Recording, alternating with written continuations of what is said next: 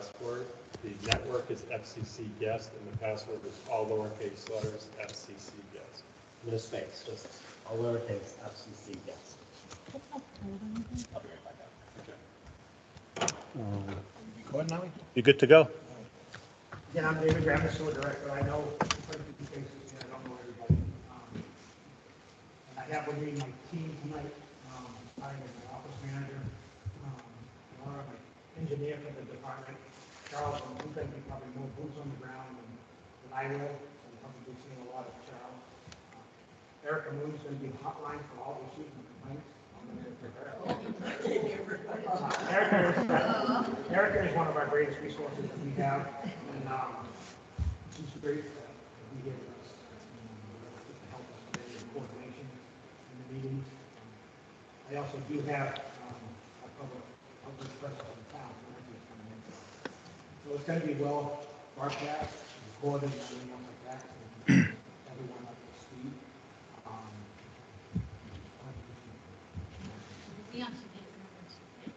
What we record. It's just the Teams recording. I'm not sure if it's going to capture because there's no camera here, so it's not going to capture everyone. So with me, I have my consultant at Downs OPM for the project is Frank Ayotte. He's from Hazen and Sawyer. He's the town, one of the project managers. He's kind of the one that checks and balances for everything else. Ziad Carey is our design engineer for the force main. He has spent the last 3 years or more with me, as has Frank. It all started when our force main failed in 2018. We have been in the planning process since then. Currently, we're operating on a 20-inch ductile iron force main that's coming up on 37 years old. It's the only active force main we have right now. I don't get a lot of quite a few nights I don't get much sleep. Thinking about issues. This is a very necessary project to be done. We're going to do everything we can in our power to be cautious, courteous to everybody, help everybody as we can if we're going down all through the project. It's got to be an inconvenience, we know that. There's going to be some road closures and some traffic issues and everything else. We're here to try to keep the order. My number's on the town website. It's also, pretty much everybody. Most people know where I live. I was actually born and raised on the island. I grew up in that house right next door on the Center Street.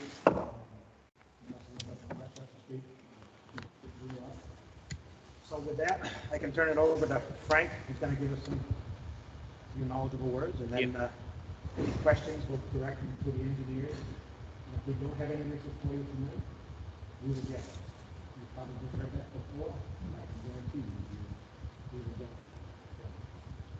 Frank? Yeah. First, thanks you all for coming. My name is Frank Ayotte. I'm with the engineering firm Business Sawyer. As David mentioned, with the owner's project manager on the project. Tonight's presentation is a culmination of several presentations we've given in the past on the project for Select Board. Since the force main break in 2018, we'll go to the agenda slide. We're going to go through the needs of the project, the alternatives analysis of why we selected this route, okay? The force main design, Ziad's going to talk about, and most recently, our last presentation for the Select Board was the geotechnical instrumentation and monitoring program that we have as a precautionary measure when we're doing this construction through the downtown, which tends to be more congested with residencies and businesses along the route than, say, the South Shore Road area, okay, which tends to be more wide open. And then I ask you, let's get through the presentation, then we'll field all the questions. Okay, because some of your questions might be answered by this presentation. Okay? All right. Ziad? Thanks, Frank. Sorry for the makeshift here. You can operate this. Yeah, I could stand here. It's not a problem. I've been involved with Ziad Carey with Environmental Partners Group. I'm the design engineer. I've been involved with the town since 2018. You all remember the force main that ruptured back in 2018. There was serious need for a third force main. The one that ruptured actually dates back to 1930, believe it or not. It's almost 100 years old. So there was a need to construct a new force main so that way the town doesn't rely on the old one. There is also another one, the 20-inch force main, which is about 37 years old, and that needs to be assessed because the condition of that force main is unknown at this point. So in the planning process, again, this started back in 2018 when the old force main was repaired, and then the focus was, okay, what do we do next? So we need to plan a new force main to kind of mitigate the situation. So if you all remember here back in 2018 when it ruptured, this is the high tension wires span the width of the road. And this 1930, 16-inch force main was buried like 5 or 6 feet below that. It was an absolute nightmare to be able to get in there and then expose the pipeline and fix it. So once that force main was put back online, the planning started, okay, what do we do next? Definitely they needed a third force main, and where do we put it? So it really goes into the decision process.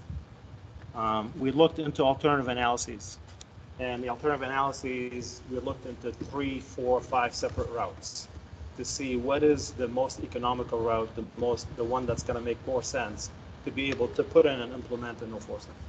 So we narrowed it down to 4 options. And finally, we decided along the select board, the sewer department, the water department, that option 2A, which currently the alignment of the force main, this new force main, is the most reasonable one.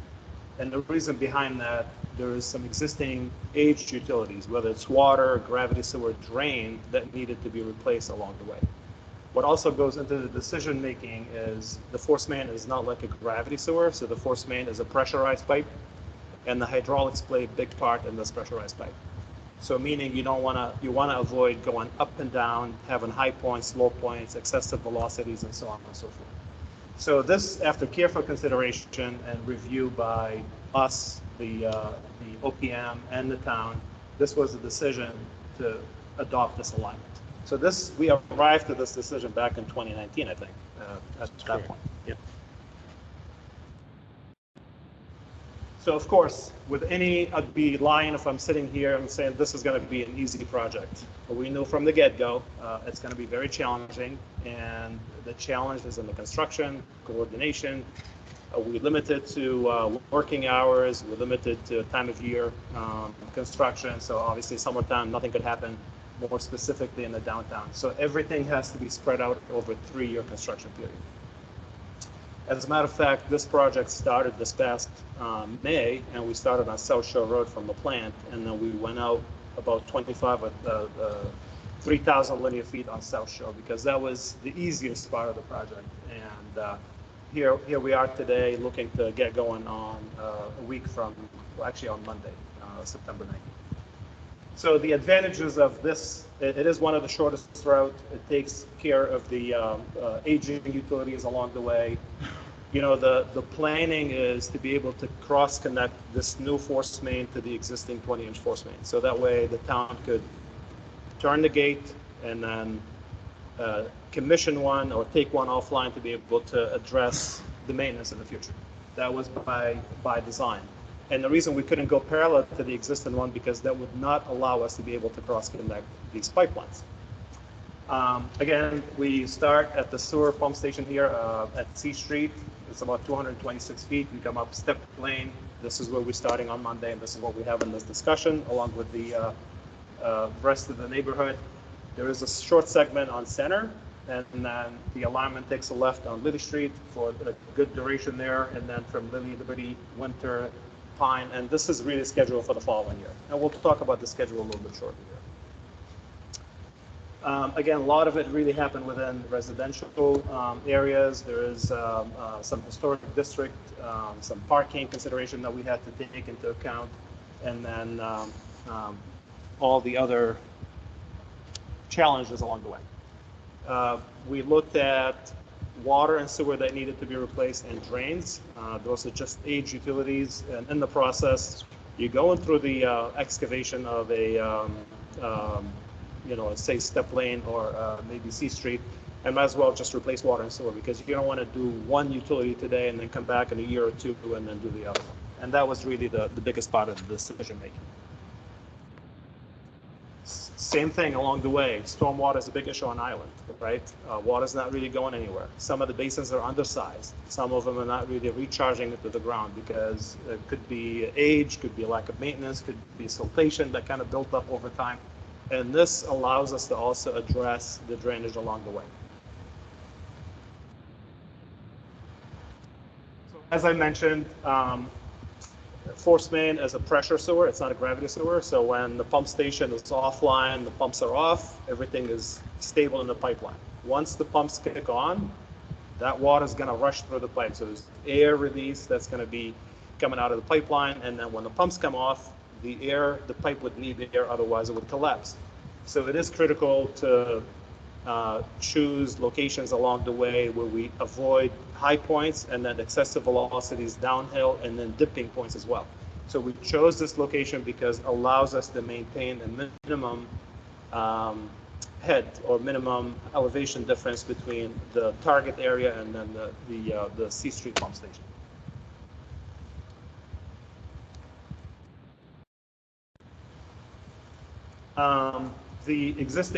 The 20-inch force main is identified in red, and this current force main that we're doing here, it's identified in blue. The yellow one is the existing 16-inch that's almost 100 years old. Once the new force main goes online, this yellow one, the existing 16-inch will be decommissioned. And to be able to, the town is going to rely on the blue and on the red, because the red is about 50 years old. They're going to assess it once the new force main goes online.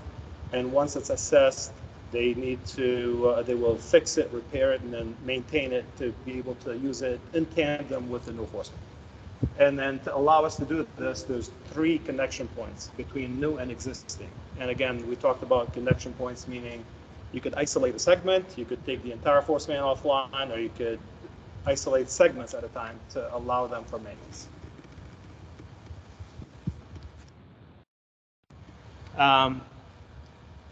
A few weeks ago, we went to the select board and we gave an update on the geotechnical instrumentation. So along this alignment from the C Street pump station up to Silver Street, there are about 104 houses, and a lot of them are adjacent to the excavation. Some of them set back some distance.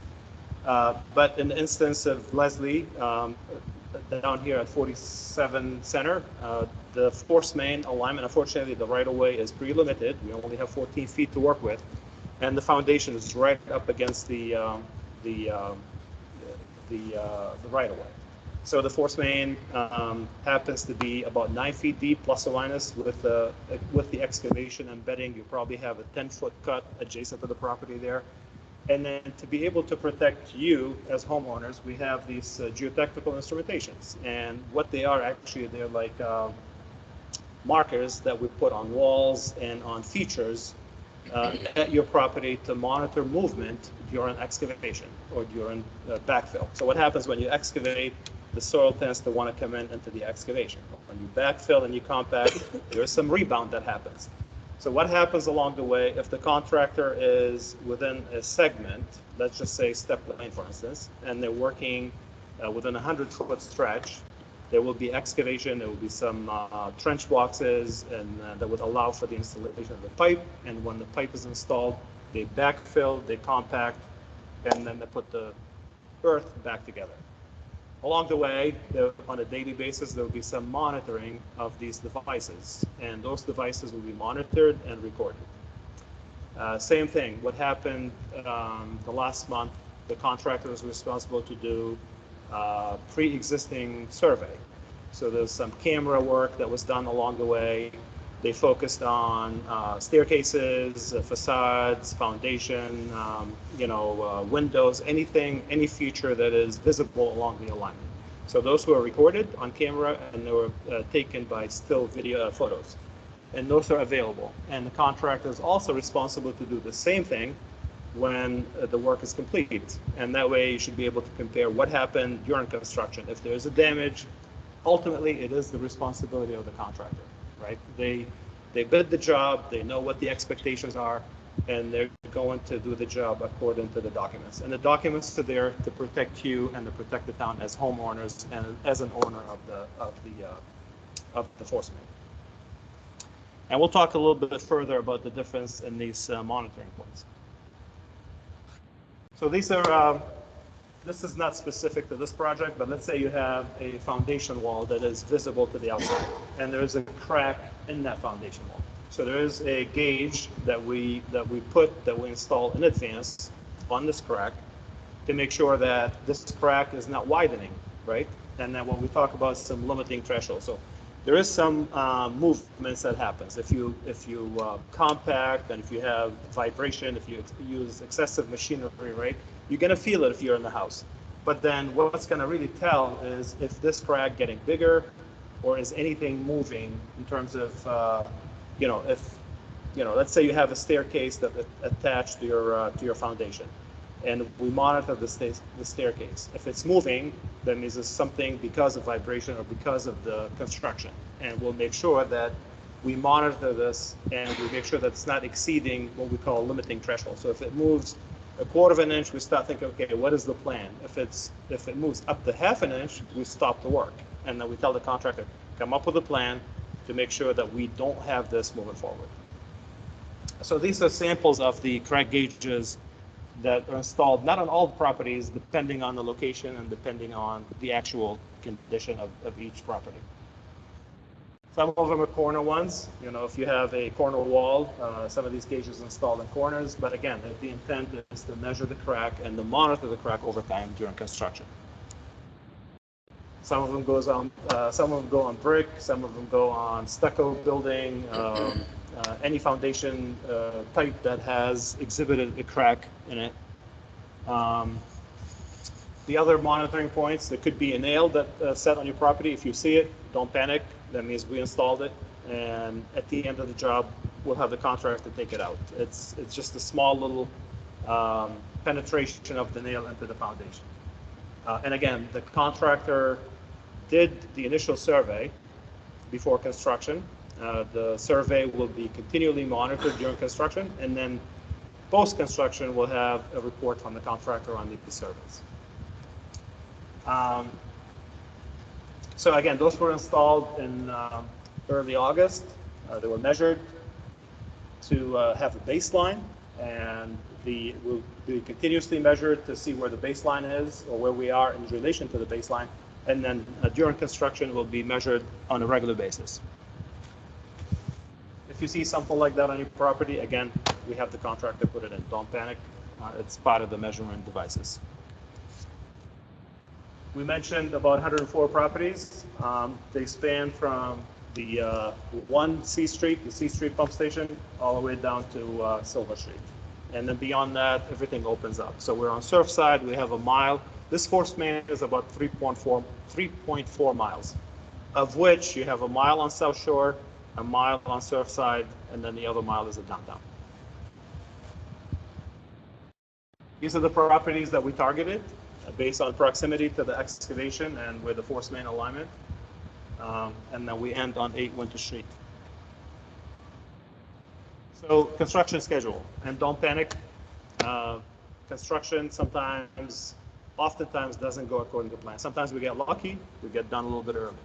What we had the contractor do, they provided some feedback on what they think construction is going to take. So for instance, on 9/19, Monday, we're going to start on step lane at the bottom step lane, and we're going to come up the hill. And we think by October 4th, we'll be done. November 4th.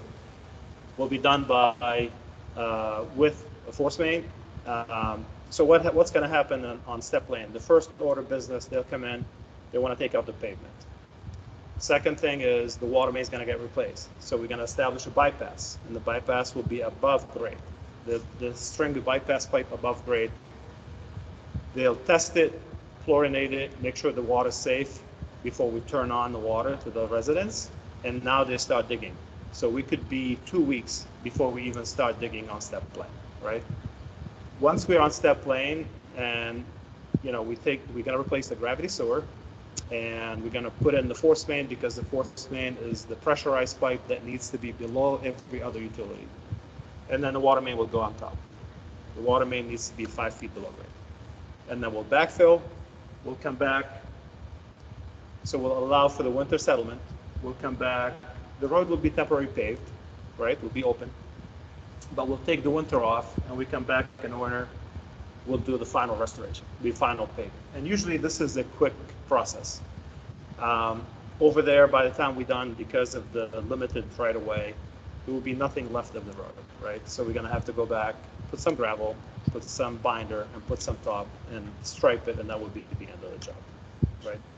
So again, on step lane, because this is where we're starting, we think that it's gonna be about 5 to 6 weeks to have all utilities in place. We'll be out of step lane altogether, and then we'll continue to work on Center, Lily Street, then we're gonna head back to C Street after Stroll, I think, and then we're gonna start the connection. That's gonna be time consuming because we need to connect the pipe to the header that exits the force main outside the station. It's gonna be time consuming and it's gonna be in water. We're gonna be working in water in the winter, so that's gonna take the most time down at 1 C Street. And then we come back here on Center the week of May 1 for final restoration. Could be some sidewalk that need to be replaced and then put back. And then final paving happens by the end of May 2023. Again, this is all subject to a lot of things. You know, if things are going well, definitely we could be done ahead of time, and that's what we hope for. If you're concerned about proximity to of the force main to your property, we're making changes as we go. We have the latitude to do that. In other words, down on Step Lane and Center Street up here, the force main was shifted a little bit closer to 47 Center Street, but then we're able to come in and bring it back into the center of the road to kind of avoid potential issues with foundations and stone walls and so on and so forth. So we have the latitude to do it. We will have a person full-time on the job to oversee the work, and we'll make his contact information available. You will not miss this person. If you have any issues, please go to the person and then talk to them and let them know what your issues are. You could call the sewer department and also let them know if there are any issues, and we'll make sure we'll address it.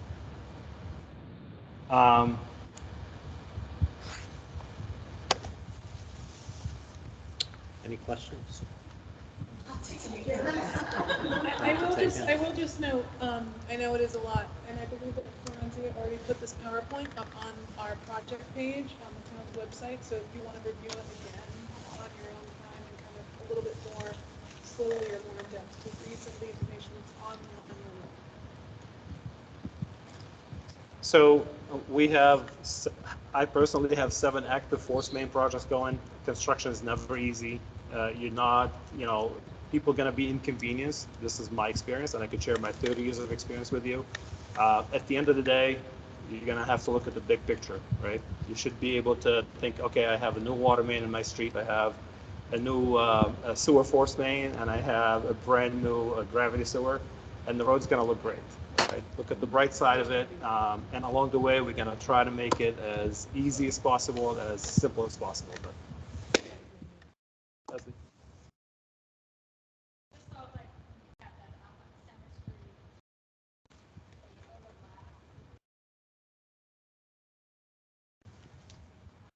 We will not do that. We will not do that.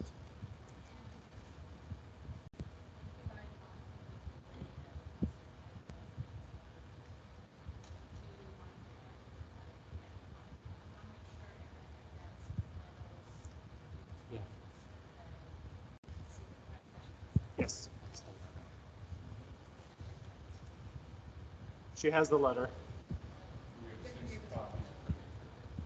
So we're going to respond to this letter in writing.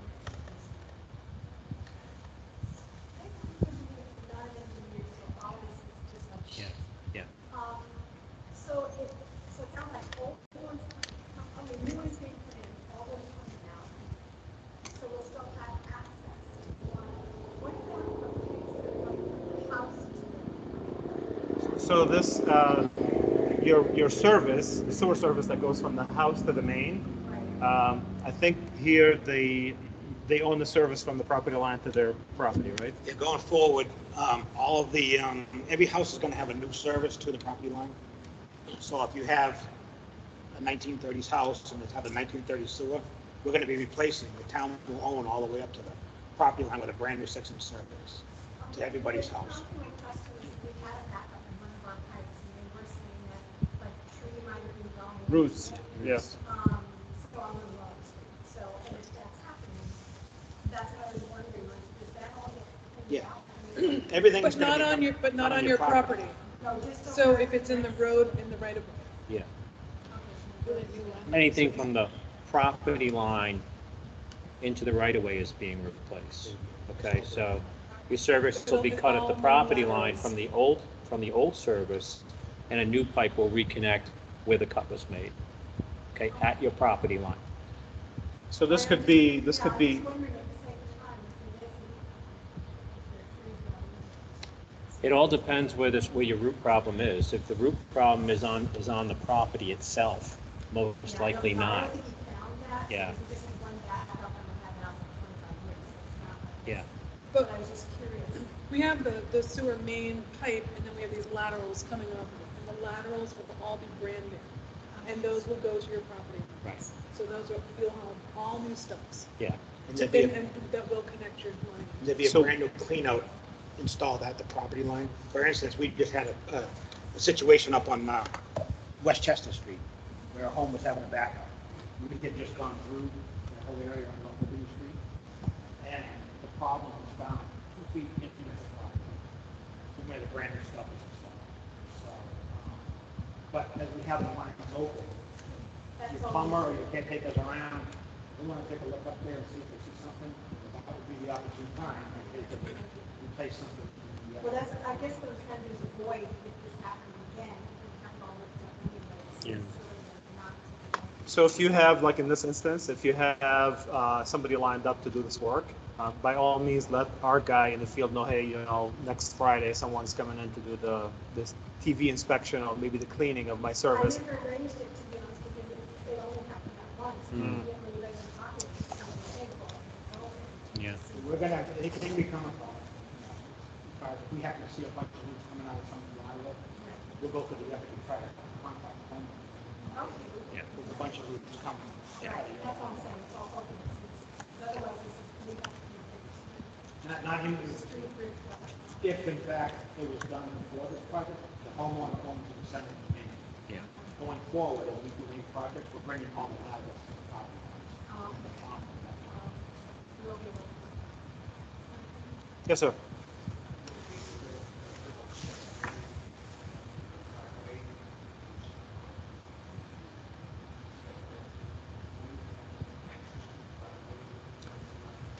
So when we had the meeting last week, we had the police department on here. So the project will have police details along the way to help with traffic.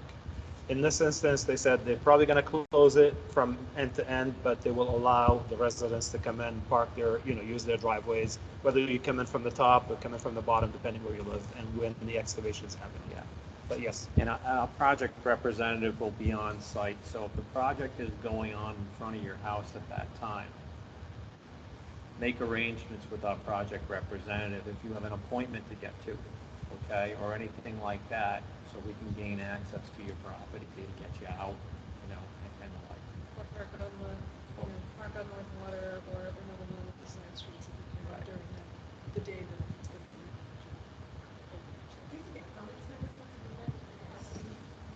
As far as you guys parking elsewhere, So do you already have residential parking permits or no, because you have a driveway? Yeah, they're, technically residential parking enforcement stops on September 30th, but because we've lost so many CSOs, they're not really taking, North Abroad.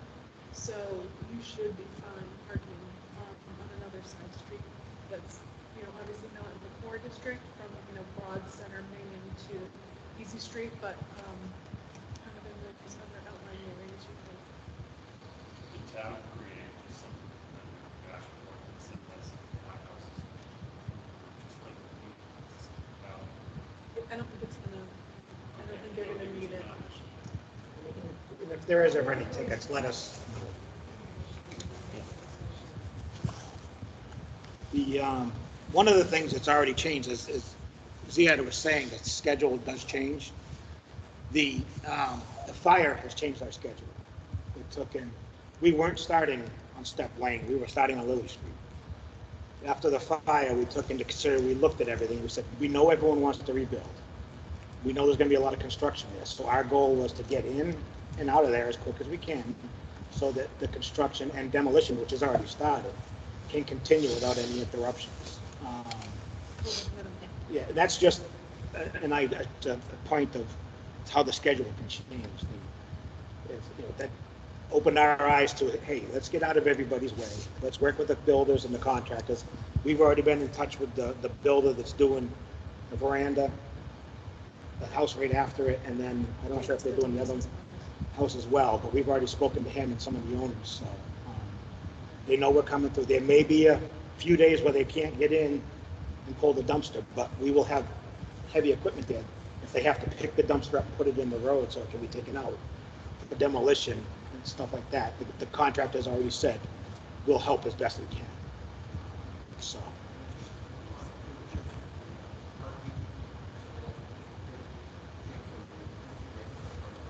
Yeah, if you parked on North Water, you'd be fine.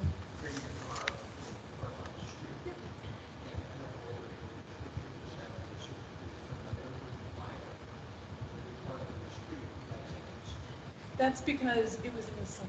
And if you don't have a residential parking pass during the summer months, you get ticketed. But because we're past that ticketing point of the season, it's only usually June. It's just the summer months. You shouldn't have any. If you get some, you let us know. We are going to have some temporary construction, no parking signs on some of the intersections. That's going to be some of the bigger inconveniences because the bigger trucks are going to have to make the turns. So I ordered a bunch of temporary signs, and we're going to be working with the sign guy, Ray Sylvia, to put up some signs. We also have some tape that we bought that says construction, caution, no parking. But we're going to be coordinating that all with the DPW and the sign department. So.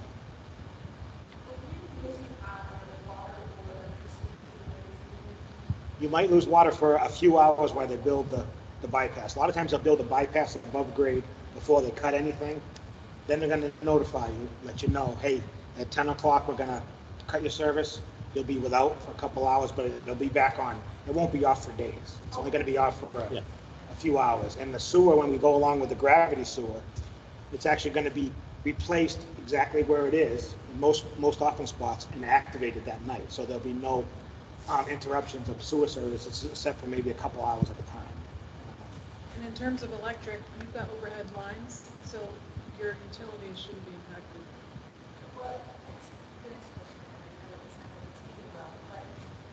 Your neighbor already answered that question. Are you going to talk about undergrounding? Yeah. No. Yes. There's no money for that.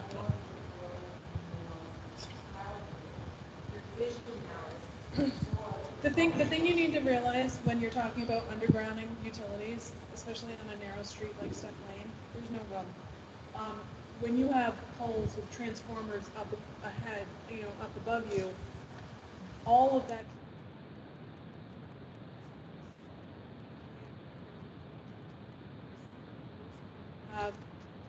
where you have giant manholes that are 14 foot wide. The road is only 14 feet wide as its own, so there's no room for manholes there. And we are working with National Grid right now on a different project, not an undergrounding project, but it's been in engineering for over 2 years, and it doesn't start until next year. So knowing that we're trying to get this project up and going immediately, the utilities were never really a part of our program, especially because we don't want to just piecemeal it. Oh, we'll Step Lane, and utilities have always said, we can't necessarily just go up and down with our lines whenever somebody doesn't want to put a line on the road. But the biggest issue is we have to get our utilities in the ground first. That is the number one priority. And knowing that with electric, you need a huge amount of separation from any other utilities. There's just no room. Yeah, you're right. To add to this a little bit, we looked into the, obviously, this is a concept, but it's extremely expensive. And the electric components cannot be deep because they lose the rating on them. So they had to be kind of along the same line as the utilities. And as is, we're having a hard time trying to put gravity sewer water and a force main within a 14-foot right of way. So trying to imagine to put in vaults and cables and conduits to kind of, not to mention, even if you're able to bury the electric underground, you still need these transformers because you got to feed the houses. You got to go from the main line to each house to be able to feed it, and there's no room for that. You know, that's a better answer than that. Because in the past, everyone was always saying, oh, it's too expensive, and that is very annoying. Every year they keep adding and adding. And we have a lot of people spend a lot of money in town. And so expense should be considered with also the effect of value. So the fact that there's no real investment. Well, I mean, really, what it boils down to. If you're going through a brand new subdivision and you have 40 feet of right of way, absolutely, I'd be the first one to say yes. You should be able to put utilities in there. So. I mean, the project that we're doing, or that I shouldn't say we, that National Grid is doing next year, they're expanding manhole on Broad Street at Easy Street, and that manhole is 14 feet square. It's nuts. So again, in just some areas, it really, the size and essentially.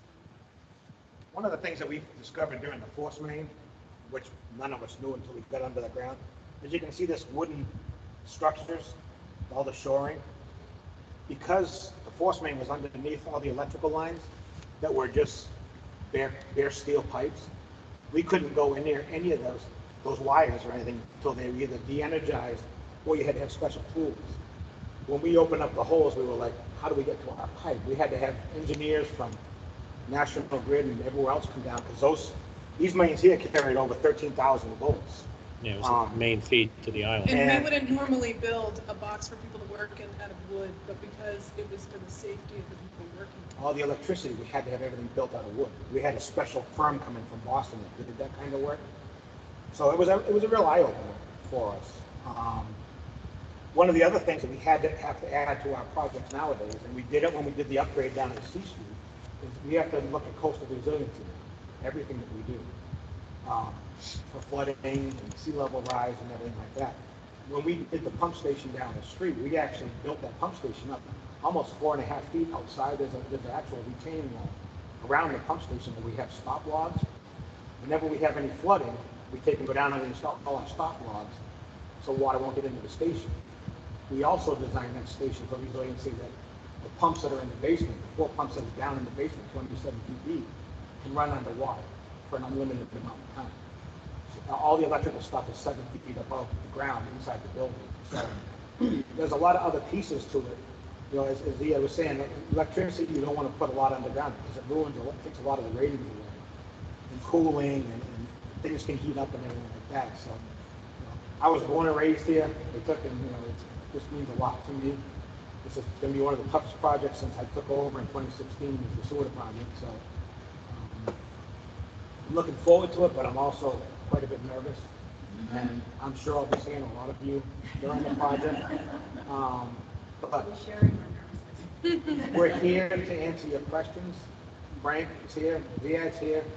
Ziad's got a team of people that every question that we get by email or by phone, we're automatically directing it right now to Ziad and Frank's team, so that they can answer firsthand.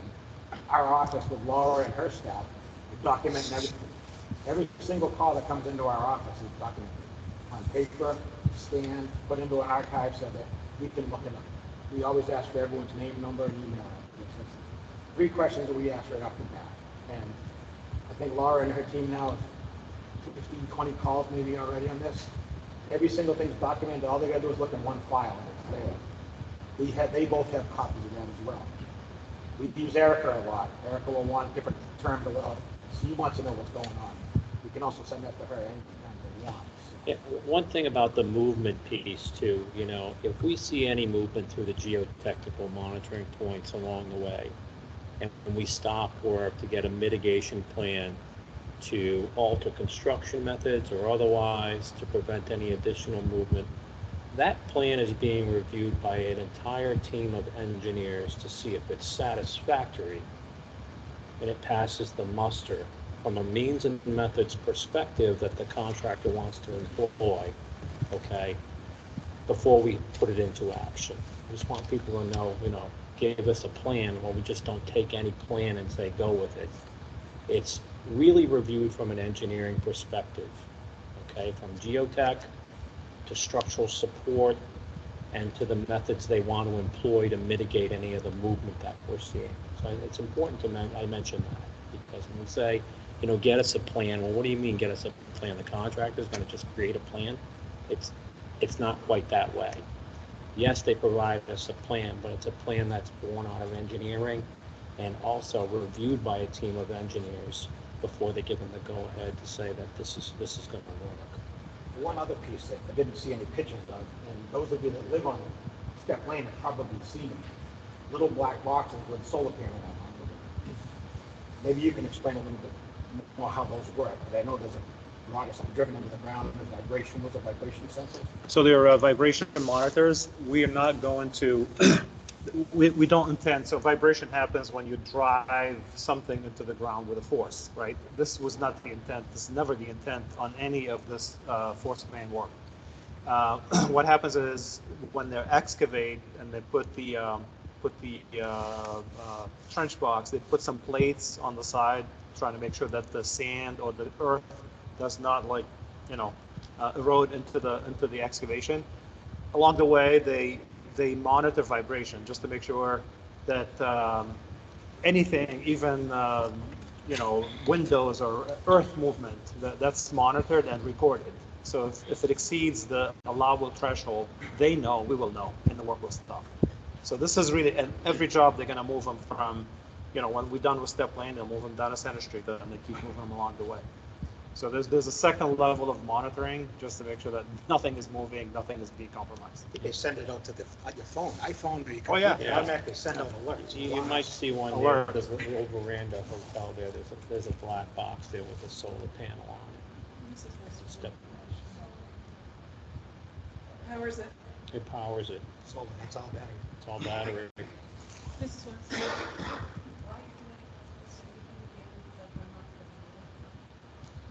Anything like I was trying to mention to you a little bit ago, we're going to be doing everything that we come across, stormwater, sewer water, gravity, everything. If we come into an area where we know on Lily Street, there's a lot of crossings, old crossings that we're going to come across, it's going to be disturbed. We will take it, and if it's inadequate, it's not properly working, or it's damaged, it's in our contract to take and fix this as we go along. We're also working very closely right now with the land bank on all of this. Working with Jesse and Rachel down there has been absolutely phenomenal lately. We actually have a pipe on North Liberty Street that goes across someone's property now. That's being removed just prior to this project and brought down to Lily Street so everything can be interconnected. So it's going to be addressed. I know there was another resident at, I think she was at 25 Lily Street, who there's a puddle that forms in there all the time, whatever. When we go down through, these guys have already gone and done surveys, so they know exactly where everything is now. If there's a dip or a hill, that they're going to try to regrade and make the road the way it should be. And I just want to note too that, the days of doing projects in a vacuum are hopefully over. We are trying our best to make sure that we work with a lot of other town departments like sewer, sewer, water, DPW group, as well as our other local agencies like the or any other groups that we encounter along the way. We need to be proactive and cooperative with all of them. As David said, we're born and raised, and I know sometimes people look at engineers and they're like, yeah, you don't live here, but you're just going to come in and out and you're done. We live here, this is our community, we care about it. We want to make sure that we give our community a good finished product that works well for our infrastructure. That's the most important thing to us. So. I'm glad you do, because there are certain areas right now very familiar, right? Like your house, number 29 in those areas there. As we run into something and encounter something, if it's wrong, or we're going to try to address it the best we can. So, No, that's, I mean, it is. We can't guarantee that everything Oh, no. will be perfect, but we're gonna try to leave things better than when we came across them. we had an email today from another resident on Lily Street. I won't name anybody, but you know who you are, about sidewalks. One thing that we did at the very beginning of this project is we went to Holly Backus and She's a preservation for dinner. Nantucket Historic Commission, and we went to them at the very beginning. Said, hey, this is what we're doing. What can we do? What do you want us to do? And we got our marching orders, pretty much to what they expected from us. And it's all been put into the documentation. Sidewalks, like down on Lily Street, are going to be documented, photographed, pulled up very carefully, best we can, and removed, categorized, put on pallets, and stored off-site. And reuse of And historic materials. everything is going to be reused the best. Winter Street, I don't know if there's anyone, if anyone lives on Winter Street, that road's going to be returned to cobblestone when we go through. That was one of the key points that the Historic Commission wanted, because we know there's cobblestones. We know there's cobblestones under more streets than that. Winter Street was one that's going to be restored back to cobblestone road. So there's been a lot of discussion in a lot of groups already. So. That's good. So,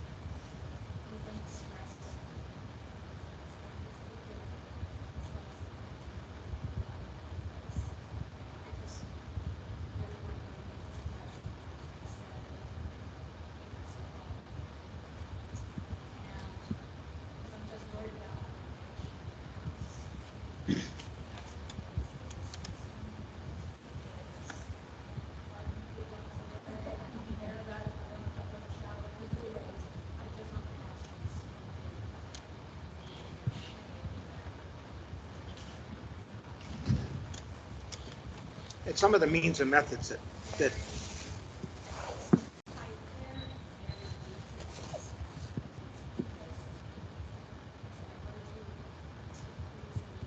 Oh, I will.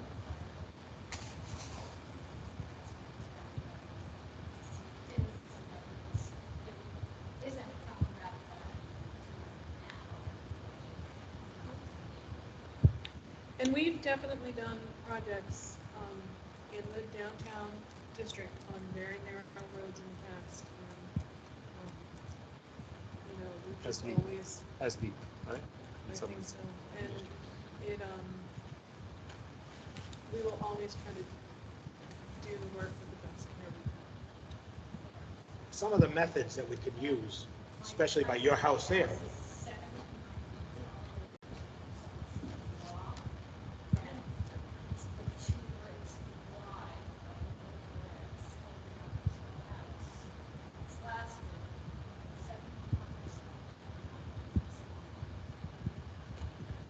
Well, one of the things that we'll use to take and diminish some vibration if we have to do is, instead of a lot of heavy compaction that we have to do, we will use a material called flowable fill. It's basically a concrete and sand mixture that actually goes everywhere.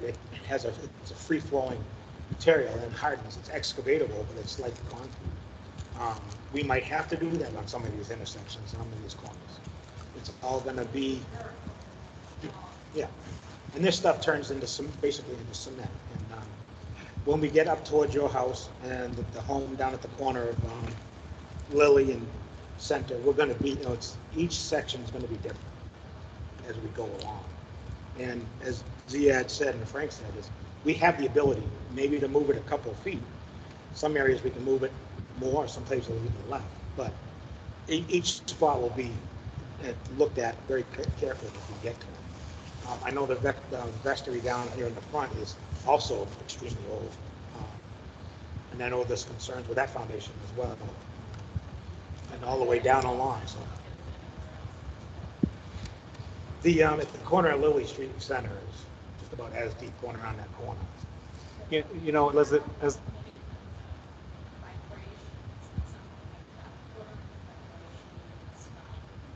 4-inch movement, yeah. So Not just vibration, but Yeah. actual. we separation of witnessed movement, separation. right? So How often are they looking at this little computer, having the quarter inch impact? Works, works out. Right. So the vibration monitor that David was talking about, these units are on step plane with the solar panels. They do not measure movements. They measure vibration and frequencies, right? If something is moving above the normal, that's what they will record. The instruments that are installed on properties, they will measure movement, and that movement could be up or down, left or right, right? Those are the things that we monitor. And what we say when we get to the 0.25, a quarter of an inch, which is 1 centimeter, like this much. Now you gotta say, okay, now it's panic time, right? And if it goes beyond that point to 0.5, this is when we shut down. There's nothing is happening. And those will be measured on a regular basis. Every day, maybe twice a day. And as we talked about, the excavation is not gonna be, so we have this trench box, and I know you mentioned the zone of influence and the one of the comments. Like, I'd be happy to give you this answer now, but then as we promised, we're going to give it in writing, right? So I understand, but so the zone of influence, he was worried, you know, the 11 feet deep, and by the way, we were able to kind of raise that pipe a little bit. And the reason that pipe is 11 feet deep in that location, because we're coming across center, and there's an existing water main that we need to be under. And that water main is not due to be replaced, so we're gonna try to hug that water main, come up. Usually in normal design, you like to have some separation between pipes. Here, we're gonna make an exception, trying to maximize, or I should say minimize, any potential risk to anything. And the reason we're gonna do this, we're gonna raise that pipe, we're gonna encase it in concrete, and then hopefully that would raise the entire profile by about 2 feet, plus or minus. In terms of the zone of influence, yes. If your foundation wall is here and somebody is digging 9 feet in the ground, there's nothing to hold that grade, that is the zone of influence. Now, if you put a trench box and a plate to be able to retain the earth, that zone is not impacted. And that's how we're going to respond to that letter. And we'll be happy to do that. So that list of streets that have a line, is that published? I mean, can you? Yeah, it's actually went on the. Again, that whole PowerPoint is on the website.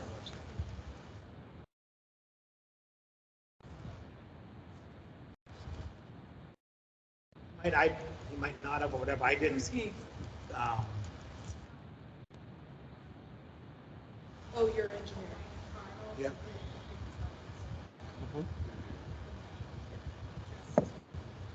The way the company that's working for us does it, they use these steel trench boxes and they don't have any movement or fluctuation at all. Plus sheets, if they have to put sheets in on top of that, which is going to stop any movement in or out. So, like I said, when we get up towards your house or whatever like that, and we come across some unknown, maybe we run into a clay layer or we run into, we don't know. They will assess it every day. Ziad's going to have an engineer on site every single day who's going to be living here for the entirety of the project. So something is seen or something comes up, these guys will know within minutes. And this list is not like totally final. If we feel along the way that there's something that potentially could be at risk, may be an issue, we could add these monitoring points, and we intend to do it. So this is what we picked from a walkthrough, from a proximity to where the excavation would be. as construction takes off and we hear and we feel like, okay, here's another location that we could maybe supplement some of these instruments, we're gonna do that. Anybody else? Robert? See, for step lane with the new gravity fed sewer and the new water be active with the black line this fall, right? It'd be, Yeah, the force main would take. that's correct. Yeah, so we're still using the old force main for several more years. Before, it can only be used once the project is fully complete. Understood. And then, like, I know for Leslie's house, she's right there on the road, there is no setback. So her line would be tied in, pretty much right to her house. Right now, right to the Yeah. driveway area. Yeah, Correct. The driveway not to. No, wherever your Wherever- sewer comes out the back of the Okay. house now, wherever it, Small setback. So wherever the- we find the line, where the back is. So I think her sewer runs under the deck and then out through the driveway, right, Charles? And then so we could only go up to the driveway, I think. Yeah, yeah. That's it. So, so for me, as a minister of the church, I'm interested in accessibility for people to get to, come on the block of Center Street. And it is, of course, not really get, Yes, so let's say, so weekends is no work, right? Obviously, the contract is working Monday through Friday. You may see equipment like step lane. They may leave equipment in the roadway when we are like on the main, like Center Street. Equipment will be off the road and the road will be back on over the weekend.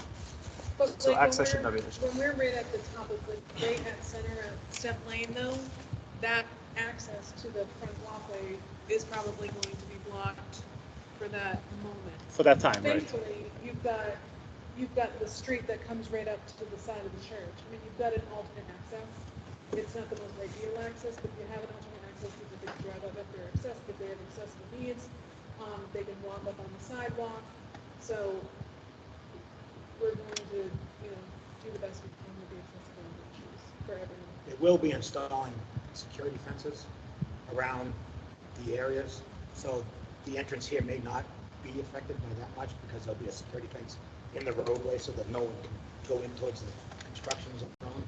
But there'll be people around monitoring, not only ZAD's folks, the police will be here, plus the contractor usually has a safety officer that's constantly watching. But just, I think for us, primarily, I think it's the book area. Mhm. In October, we still have off wedding. yes. And then, of course, if we did that on Christmas, I think we should be out of your area. I mean, in terms of right in front of the church on Yeah. Center Street, we should be. Oh, yeah, out of this that is just, area. to put a pipe in, on Center Street, we're not replacing water. We only replacing putting the force main in, so it should be quicker than, even if you put in like 40 feet a day, that should get us out of the intersection. Could be like a day or two. Saturday and Sunday, car will get picked up right at the bottom of our street. Correct.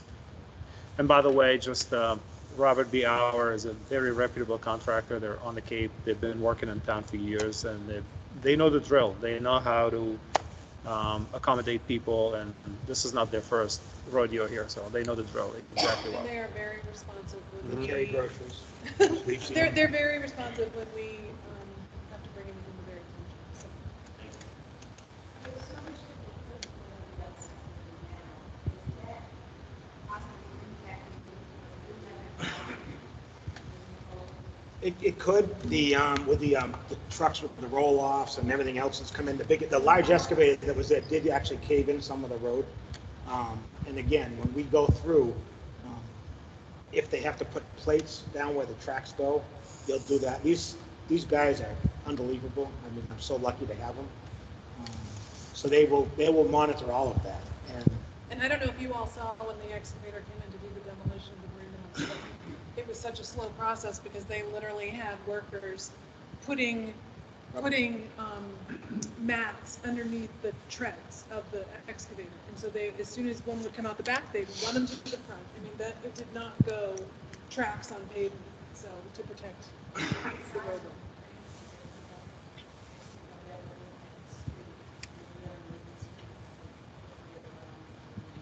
Well, when they go back and they put the road back before it's finalized, it's all going to meet the DOT standards and compaction and everything. Like I said, in some areas, we might have to use flowable fill just because of the traffic.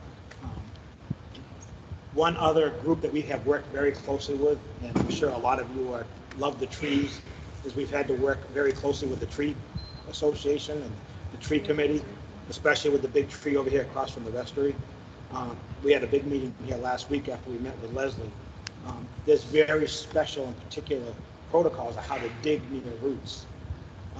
We have to use water jets and vacuums and everything like that to take in if we run across any roots. So that's another group that we've worked very closely with. And I was in a meeting with them today before I came here. So there's a lot of people paying attention to us.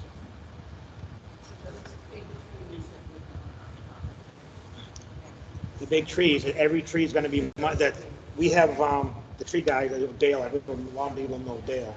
He's on our speed dial on all of our phones, and he will be checking with the contractor on a daily basis because he's going to get our schedule. And he's going to know we're going to be doing some trimming out here in the canopy on this tree out here just because of the boom of the excavator. As we go down, we find any roots, they will be cutting the roots the proper way. We'll excavate them with us for our vacuum or our jetter, but the tree warden or the tree arborist will be doing there's a special way to do it. I hate roots because they get into all of our sewers, so they will be cutting the roots.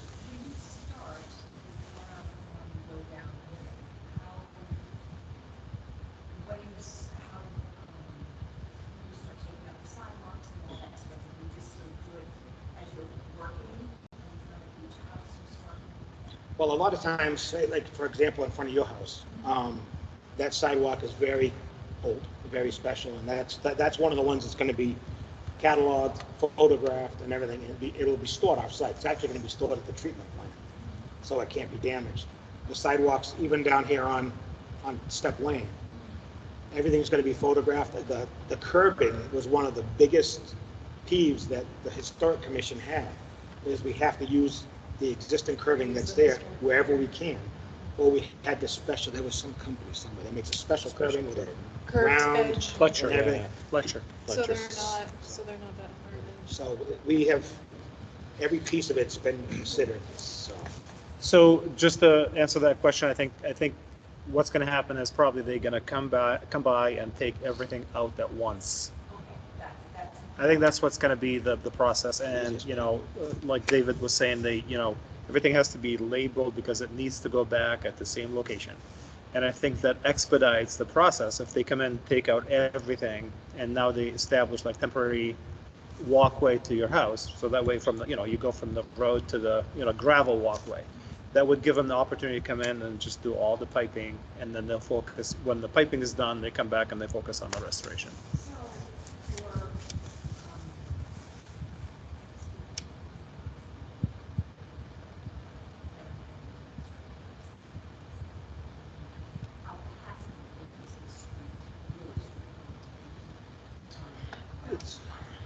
It's going to be a little bit rough, but we compacted and passable. Oh, yes, absolutely. We try to make an effort. We look at the holiday calendars. We were thinking about the church for Columbus Day weekend, figuring there's probably multiple weddings. We were looking at Stroll weekend, Thanksgiving.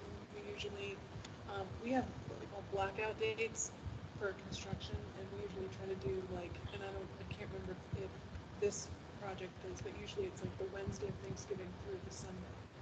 Just because we know there's the tree lighting, there's, it's a very busy time for the island, and so we try to be cognizant of that. And we could make that change and tell them. I mean, if we get to that point and say, yeah, you know what, Thanksgiving, Stop on Wednesday. Stop work on Wednesday, we'll stop work on Wednesday. It shouldn't be a big deal. He can't take Center Street. So, so for Lily, again, we don't know, you're going from like North Liberty all the way to, Yes. Correct. and North Liberty Road, it's kind of like what you did on North Yeah, Liberty. North Liberty is now new up to the intersection, and then we're gonna continue up the hill towards Liberty Street. So there's a lot of thought and a lot of good engineering. Yeah. And a lot of people like Bob and Leslie that brought stuff to our attention that we knew was gonna be concerning, but there was, what, 7 people in your basement last Thursday? Going through her basement to see what was what and going through the house, so it's that kind of input that we want, and hopefully we give the response that, we met with Sandy Knox Johnson. I've known her my whole life, and she was great. We answered her questions and everything else like that, so. Malcolm, and see you later. Thank you. You mentioned the Thank you. signage. I've noticed on Step Lane, the 18-wheeler got stuck literally for hours trying to go down the road. Just was a problem with the driver. Took it, anything to negotiate the terms, a disaster. But when this Recently? was done, it was 2 years ago. Maybe there could be a sign, thought, like a sign there.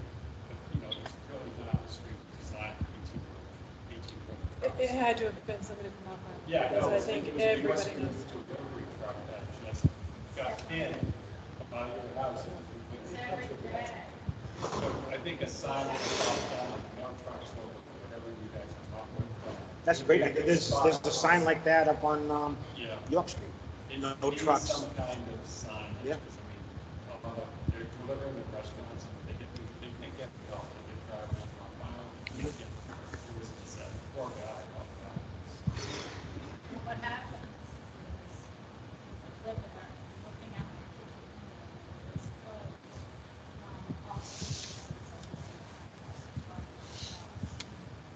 Just people who make it supposed to have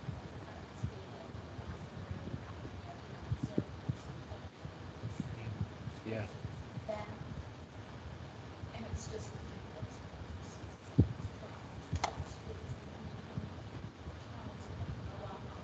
The sidewalks.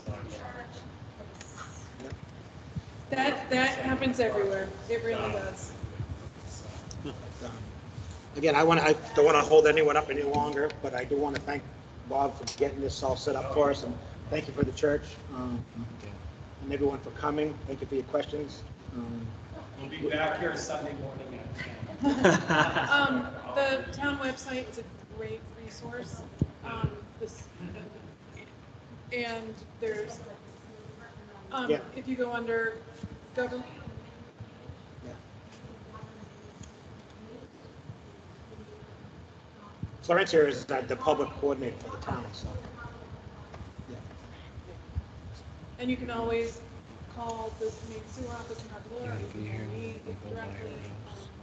Every message we get goes directly to the team, and it's all data-based and everything. Except that week I'm told they're going away.